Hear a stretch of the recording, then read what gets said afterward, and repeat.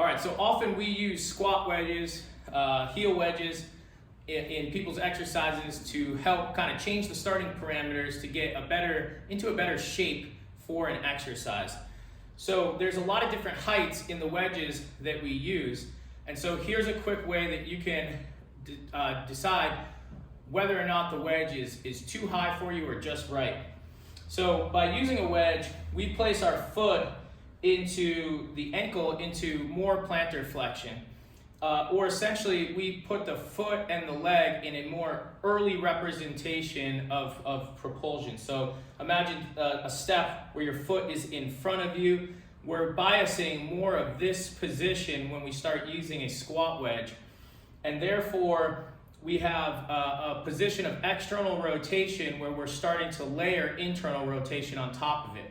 In order to layer internal rotation on top of this external rotated position, we need to make sure that we gather our foot contacts, and that might be the best way to figure out whether the wedge is too high for you. So here I have a 10, 15, and 20 degree wedge, and if I put my foot on each of them in a split squat position, or you could do this in a squat position as well, I need to see if I'm able to actually gather both sides of my heel, and most importantly, the first met head, so the knuckle under my big toe. So on a 10 degree wedge, I'm able to do that. As I go to 15, that becomes a little bit harder. And as I go to 20, well, this wedge is just too much for me where I can't actually get my first met head solid onto the wedge. The wedge, of course, is going to put my foot in a more externally rotated representation.